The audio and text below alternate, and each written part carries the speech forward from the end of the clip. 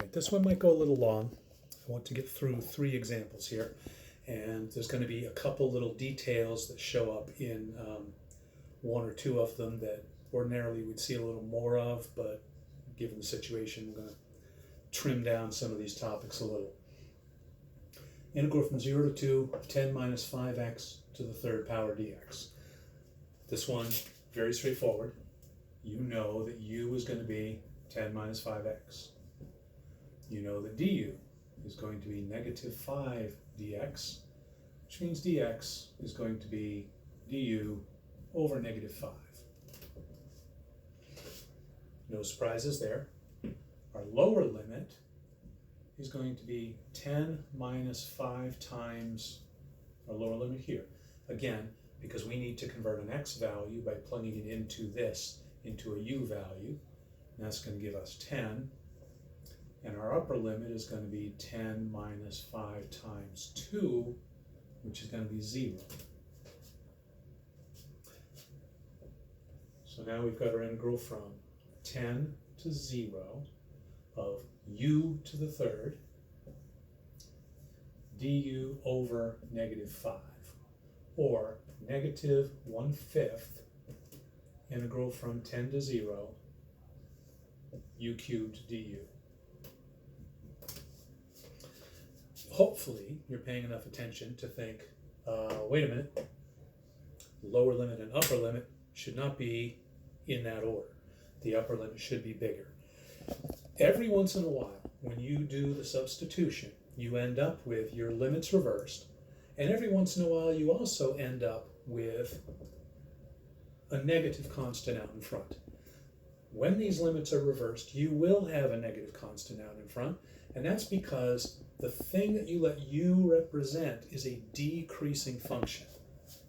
So if you've got a decreasing function, and you've got your x values here, x and x, and you convert those to your u values, the one that came from the upper x value is going to be less than the one that came from the lower x value.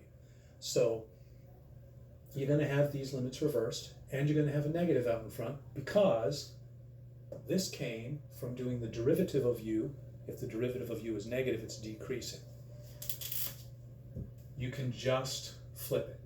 1/5, 0 to 10, u cubed du. So when these are out of order and that's negative, turn it positive, put them in the right order. It is a rule. I'm not going to bother writing it out because it's not that interesting. And it doesn't actually show up too terribly often. This is going to be u to the 4th divided by 4 from 0 to 10. So that's going to be 1 over 20. And that's going to be 10 to the 4th minus 0 to the 4th, right? Plugging in our upper limit and our lower limit. 10 to the 4th is 10,000 divided by 20. Cancel, and we get 500. Nothing really different about that except for this situation here. Pops up every once in a while. Just remember, flip those, change the sign.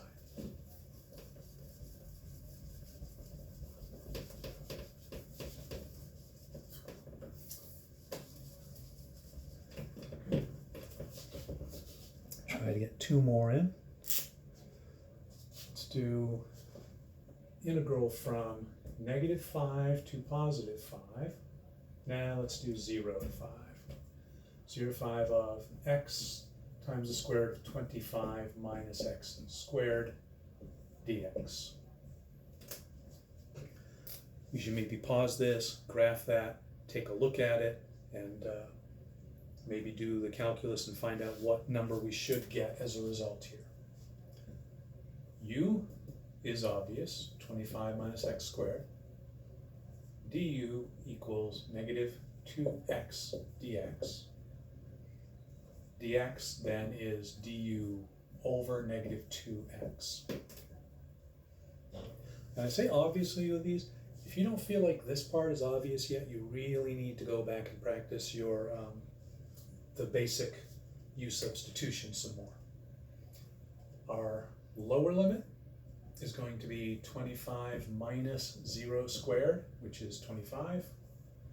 And our upper limit is going to be 25 minus 5 squared, which is going to be 0. And we have that situation again, right? Where we've got a negative here and our limits are out of order. Our new integral is going to be 25 to 0 of x times the square root of u times du over negative 2x. And when we simplify that, we pull a negative 1/2 out in front, our x's cancel, and we're left with 25 to 0 just square root of u du. Kill off the negative, swap the limits, and we know that's u to the 1/2 power, so we're going to get u to the 3/2 power times 2/3 from 0 to 25. 2's cancel, we get 1/3. Put a 25 in there, square root then cube, that's going to give us 125, and then of course 0 to any power is 0. We get 125 over 3. One more.